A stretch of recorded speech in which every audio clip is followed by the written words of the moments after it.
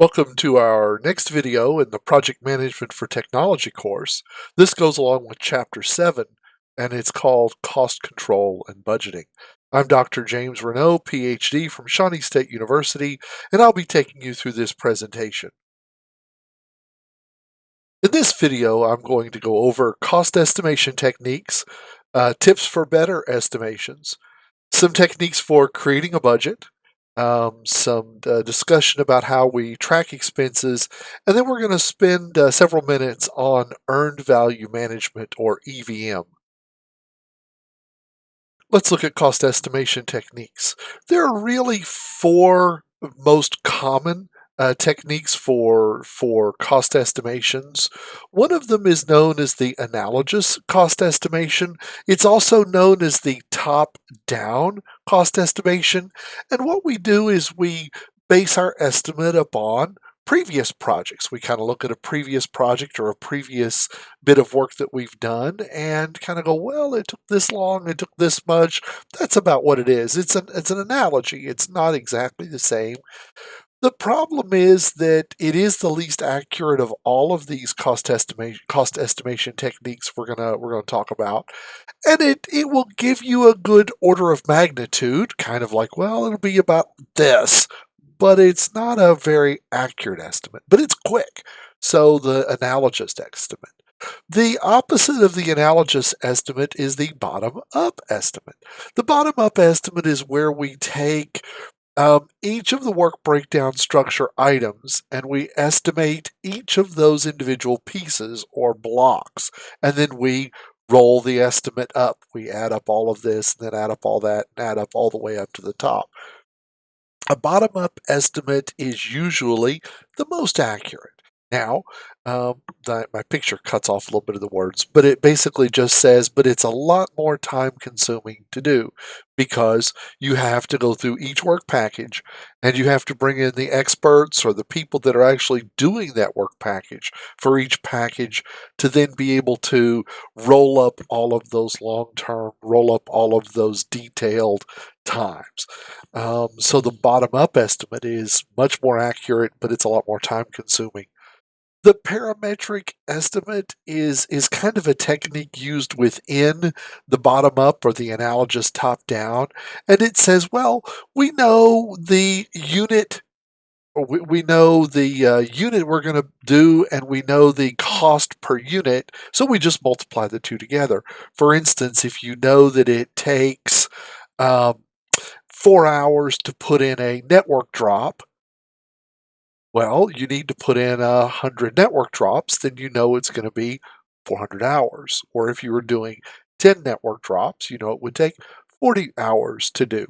So you just multiply the number times the unit cost. This could even be done in square feet of a building. This could be done in lots of ways, but the parametric cost. And then the 3-point estimate is a technique that lots of organizations will use. And basically that's taking 3 estimates, 3 guesses, bringing in 3 experts, calculating it 3 different ways, and then adding them all together and averaging them. Usually we take the most likely estimate, we take the pessimistic estimate, and we take the optimistic estimate. So the pessimistic estimate is the most expensive, the longest estimate. The optimistic estimate is the shortest and quickest. And we add them together and divide by 3, and we call that the 3-point estimate. So the cost estimation techniques that we need to know are the analogous, top-down, the bottom-up, the parametric, and the 3-point estimate. Here are some tips for creating a better estimate. 1, work closely with your project team to create the estimates. You as a project manager don't know all of the details, don't know everything about it, don't know, you've got an idea, but you don't know the actual details within the work packages. Get with your team members. Define upfront what type of estimate you're giving. Is it a top-down, bottom-up, parametric, or whatever? Ask your PMO or other project managers in your organization if they have templates to help you, or spreadsheets to help you make a better, more coherent, clearer estimate. Get your estimates from the subject matter experts and the people that are really doing the work, or hire in a consultant that can help you with these estimates. And then look for any assumptions you've made in the estimate. For instance, maybe you've assumed that the price of blank will be X, or the cost of this consultant will be this. But that's an assumption you made, and that assumption may not necessarily hold true. You never know what's going to happen in the world. Now that we've started collecting the numbers, we need to create the budget. Here's some things that we need to think of as we're doing our budgeting process. The accounting finance department will usually require us or want us to break the budgets into categories or a chart of accounts like labor, supplies, hardware, software, utilities, travel, consulting, consumables, office supplies, and all those kinds of categories. The budget may also be a temporal budget. So we need to know that, well, in this month we're going to spend this much, but in this month we're going to need this much, and this month we're going to spend this much. So you may also need to have a timeline defined in your budget besides the chart of accounts and what work breakdown structures. So if we're doing a structure with a work breakdown, we're doing a bottom up estimate. Being able to create the temporal nature of the estimate as we look at our scheduling is very possible.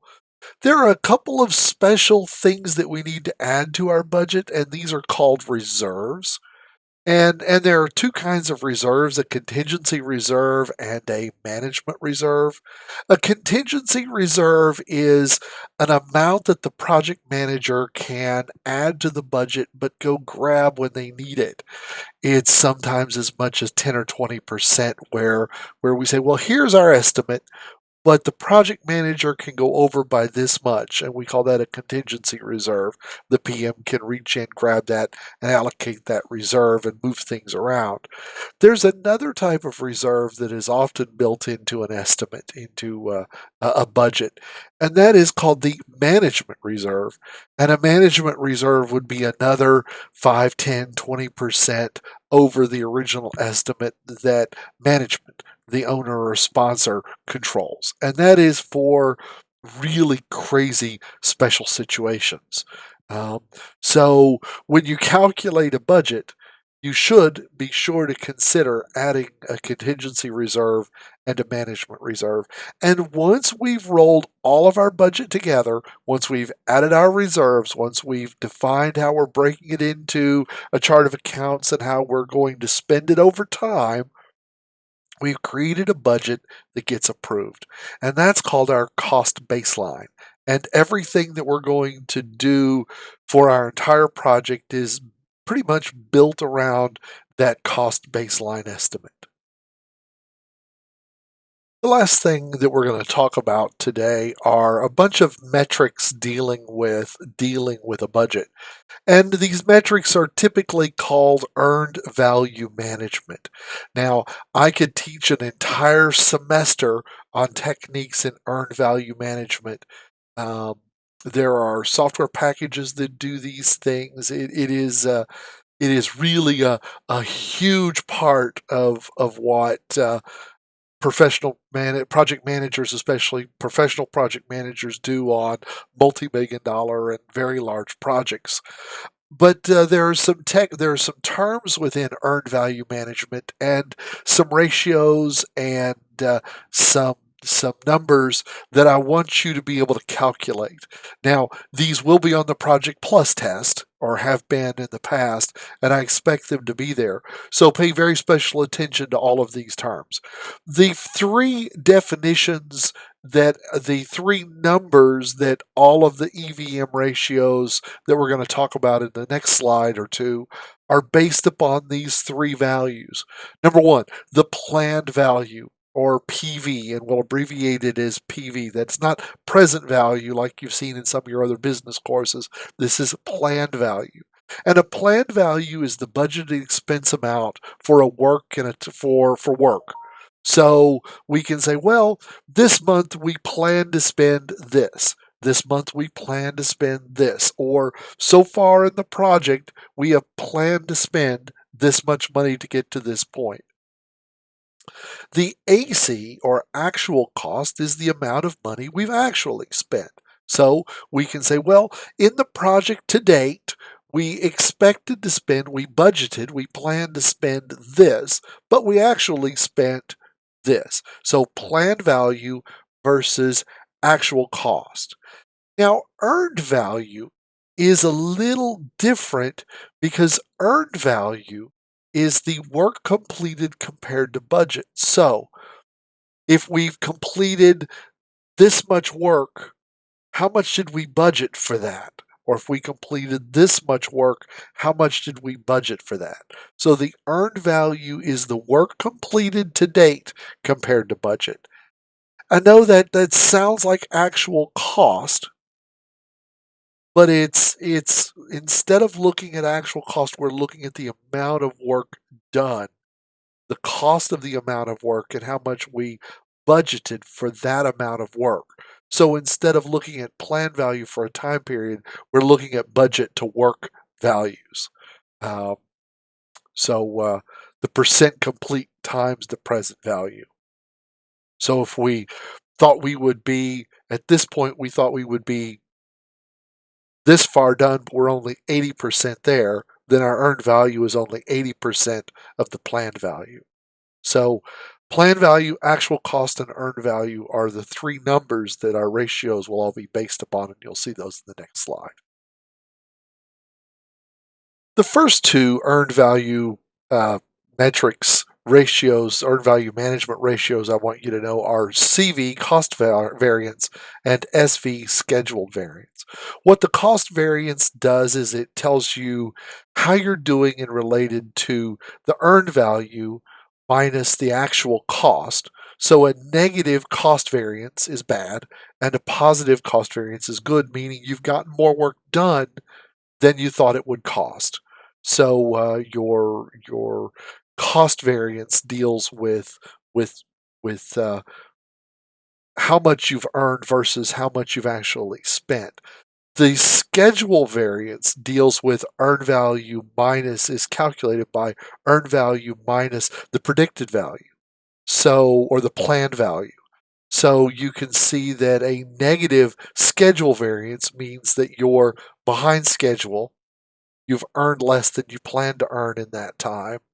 And a positive schedule variance means you've earned more, you've gotten more work done than you planned to get done. So the cost variance and schedule variance are negative if they're bad, positive if they're good, zero if you're dead onto your estimate. Sometimes you will see those written as a ratio of earned value divided by actual cost or earned value divided by planned expense. So you can see that the cost performance index, CPI, and schedule performance index, SPI, are really the same as the other two, but this way they're being shown as a ratio.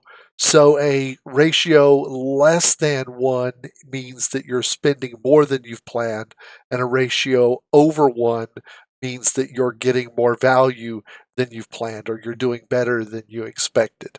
So you'll sometimes see those written as a ratio instead of just subtracting the two to come up with the absolute amount you're over budget or under budget so far.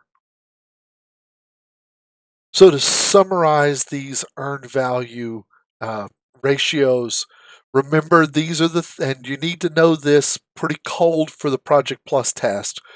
PV is planned value. How much do you plan? What do you predict to spend? AC is actual cost. What have you actually spent? Earned value is planned value times the amount of work you've actually gotten done so far. So EV would be how much of the planned have you actually completed? Have you actually done? How much have you actually worked? How much work have you created? The CV is EV minus AC. The A cost performance index is EV divided by AC. The schedule variance is EV minus PV. And the schedule performance index is EV divided by PV. So you need to know all of this alphabet soup. You need to know all of these letters. You need to know what they all mean, and you need to understand what they mean when they're negative or positive, or what they mean when they're less than zero or more than zero. The last thing I'd like to talk about in this presentation is something called the burn rate. The burn rate is how fast are you burning through the budget? How fast are you spending the budget? Maybe, for example, maybe your project was $1 million and you're spending $200,000 per month. You've got a burn rate of 5 months.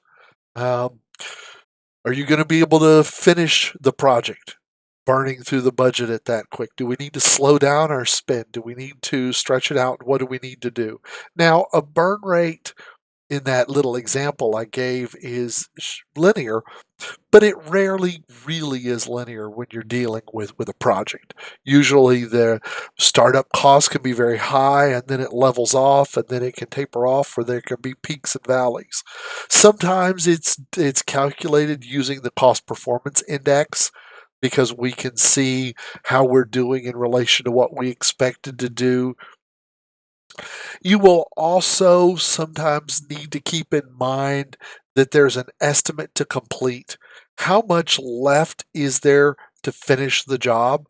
So we can take the present value, or the predicted value, or the planned value minus the earned value.